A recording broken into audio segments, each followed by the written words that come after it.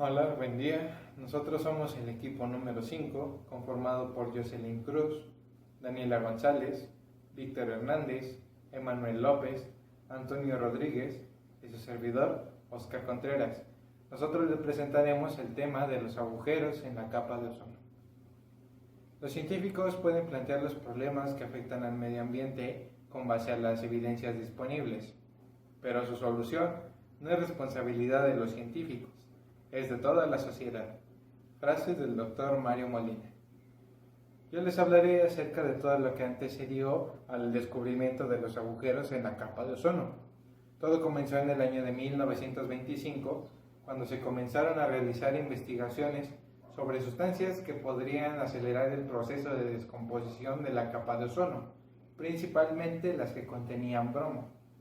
En el año de 1928, George Findlay descubre que los rayos ultravioleta producidos por el sol pueden causar cáncer en la piel. En el año de 1930, este señor, Thomas Mintley, crea los clorofluorocarbonos, o los CFC. Esto con el fin de crear una sustancia alternativa para mejorar la refrigeración en los aires acondicionados tanto en casas como en automóviles. Los CFC son compuestos químicos conformados por carbono, flúor y cloro.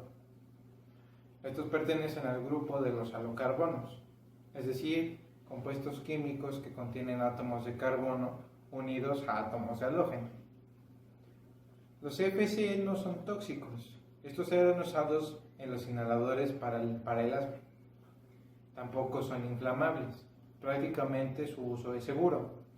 Así se consideró tanto que entre los años de 1950 y 1960 hubo un incremento en el uso de los CFC en la fabricación de refrigeradores, aires acondicionados, aerosoles, solventes, insecticidas, etc. En el año de 1965, Gordon Dobson publicó un artículo sobre qué es lo que estaba sucediendo en la capa de ozono en la Antártida durante el periodo de 1956 a 1963. Pero no se sabía que era por los CFC. En 1970, Paul Crutzen planteó una hipótesis sobre que los óxidos de nitrógeno son los que podrían destruir a la capa de ozono. Al cabo de un año, con la ayuda de Harold Johnston, descubren el ciclo de destrucción de la capa de ozono debido a compuestos nitrogenados. En el año de 1973, Mario Molina y Sherwood Rowland lanzaron una hipótesis sobre que los CFC transfieren cloro a la estratosfera, dañando la capa de ozono. Llegaron a esta hipótesis tras varias investigaciones sobre la reacción del átomo bajo procesos radiactivos, entre los cuales los que más les llamó la atención fue lo de los CFC acumulados en la estratosfera en reacción con los rayos ultravioleta. En el año de 1974 publicaron sus resultados en la revista Nature, donde estimaron una reducción de la capa de ozono de un 7 a un 13%. Presentaron su teoría ante la Sociedad Americana de Química, la cual decía que los CFC, al llegar a la estratosfera y con la radiación del Sol, reaccionan con el ozono destruyéndolo. Esto sirvió como advertencia que en el año de 1977 la PNUMA convocó una conferencia para elaborar guías para tomar acciones en respuesta a la problemática de los agujeros de la capa de ozono. Esto dio inicio a varios tratados y acuerdos que veremos más adelante.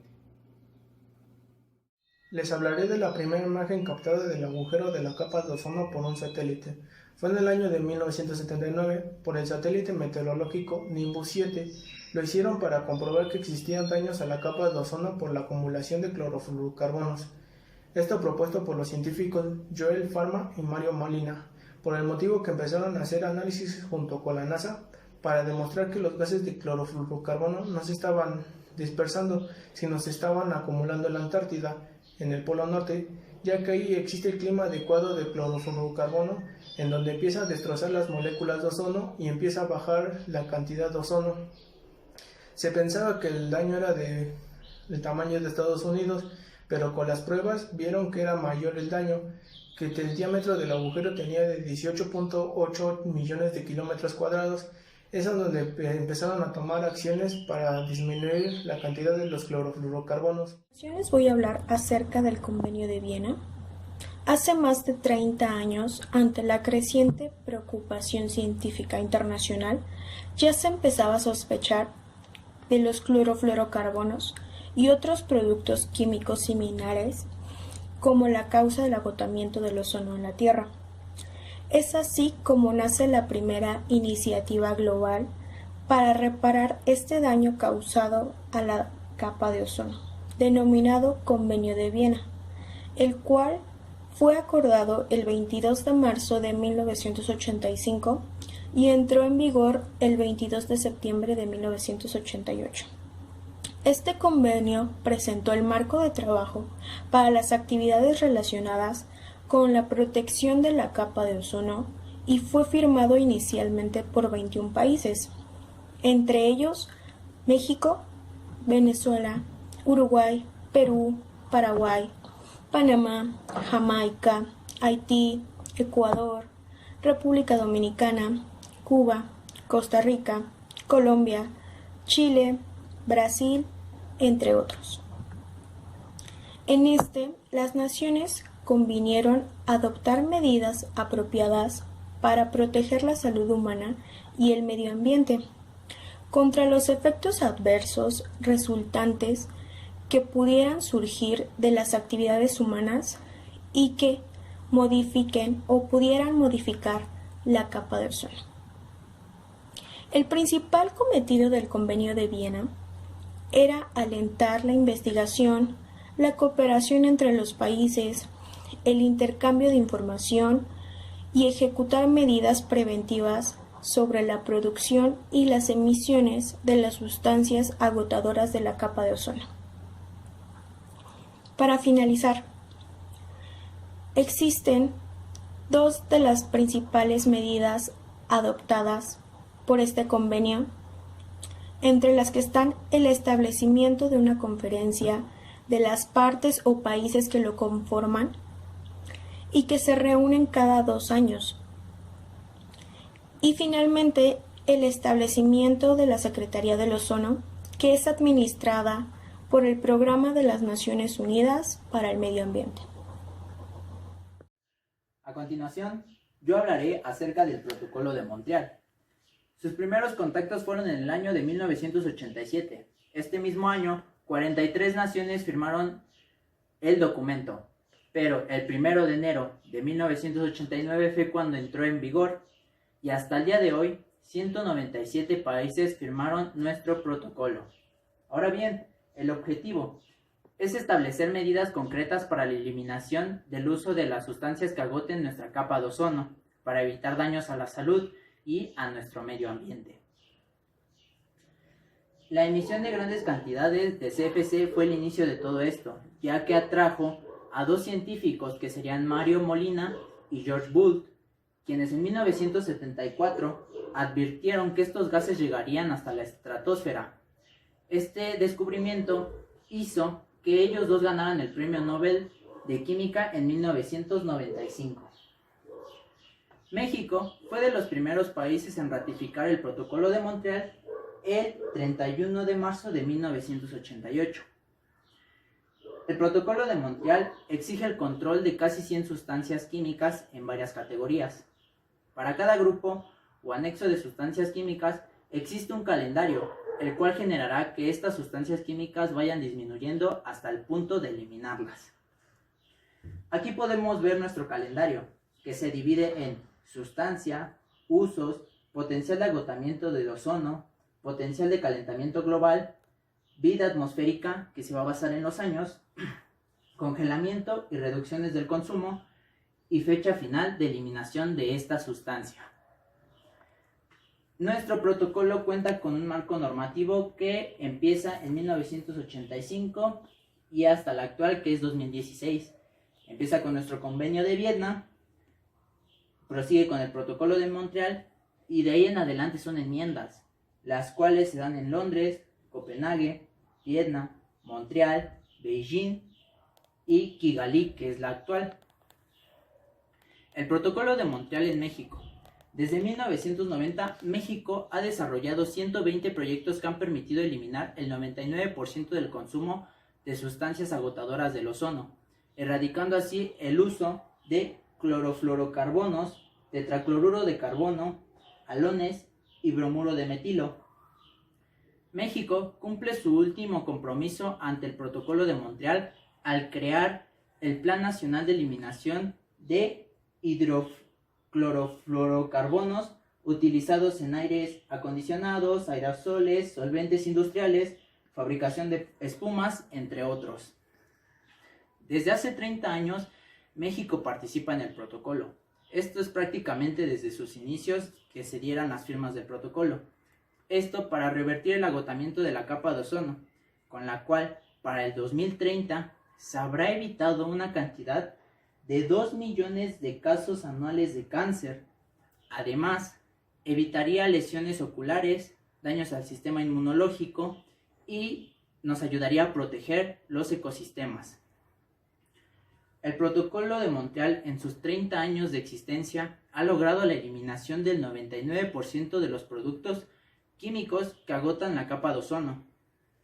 Según un grupo de la NASA, si no existiera nuestro Protocolo de Montreal, en el año 2065, 2/3 partes del ozono atmosférico habrían desaparecido y los rayos ultravioletas serían tan fuertes que generarían cáncer en las personas, en las plantas, en los animales y del mismo modo afectaría mucho a nuestro ecosistema.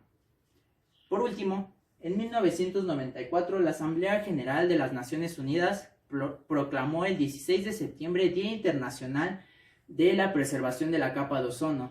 Esto en conmemoración a la fecha que se da la primera firma, que sería en el año de 1987, de ese protocolo. ¿Qué es lo que le ha pasado a la capa de ozono después de estas medidas? Bueno, México sí ha tenido una buena participación en esto, así que sus medidas sí han tenido resultados desde hace casi 3 décadas, ya que han suprimido un 97% en el consumo de las sustancias agotadoras en la capa de ozono. Recientemente, México ha destruido 94 toneladas de SAO mediante tecnología de punta, que no emite contaminantes a la atmósfera. La capa de ozono está dando muestras de recuperación a casi de 3 décadas de la firma del Protocolo de Montreal. El Protocolo de Montreal, en pocas palabras, trata de incentivar a usar sustancias buenas que, si bien han venido a estudiar las dañinas, estas poseen un alto potencial y se lograría una reducción estimada en 0.5 grados en la temperatura global. Los países emergentes han avanzado en una supresión de consumo, de control y de destrucción de esas sustancias. Estudios científicos recientes han detectado en su mejora los niveles de ozono y capas altas de la atmósfera. Se puede observar en esta gráfica cómo desde hace varias décadas considerablemente se han disminuido las sustancias agotadoras en la capa de ozono. Aquí podemos ver cómo desde el 1961 hasta el 2015 se han ido bajando estas sustancias. Aquí es donde podemos ver cómo estas medidas de atmósfera han tomado un nivel o un papel muy importante, ya que estos han arrojado unos resultados muy interesantes e importantes. Por último, como dato curioso, quiero mencionar que el 16 de septiembre ya se va a festejar el Día del Cuidado de la Capa de Ozono. Y últimamente los científicos han registrado que en la Antártida se ha reducido más de 4 millones de kilómetros cuadrados el agujero de la capa de ozono. Gracias. A continuación les hablaré un poco sobre el mejoramiento del agujero en la capa de ozono. Como todos sabemos, este se ha producido gracias a las emisiones de gases nocivos por parte de nosotros los humanos, y este fue descubierto en los años 70 y está ubicado en la Antártida. Tengo que mencionar que este se ha visto recuperado gracias a la prohibición de los CFE. Los CFE son los fluorocarbonos, y también se ha visto un cambio radical en el flujo de aire en la Tierra. Tengo que hacer mención de que el ozono es un gas en la naturaleza que protege la vida en la Tierra de la radiación de los rayos ultravioleta del Sol. Esto es muy importante, ya que viene relacionado con el vórtice. El vórtice es aquel el que arrastra los químicos humanos que dañan a la capa de ozono y viene en relación con el siguiente dato que les voy a dar. En marzo del presente año se hizo un registro sobre un descenso récord en el cual esto involucra a las concentraciones de ozono, y de igual manera el mes pasado se hizo otro registro donde los científicos afirman que el agujero ya está cerrado gracias a que el vórtice polar se ha deshecho completamente.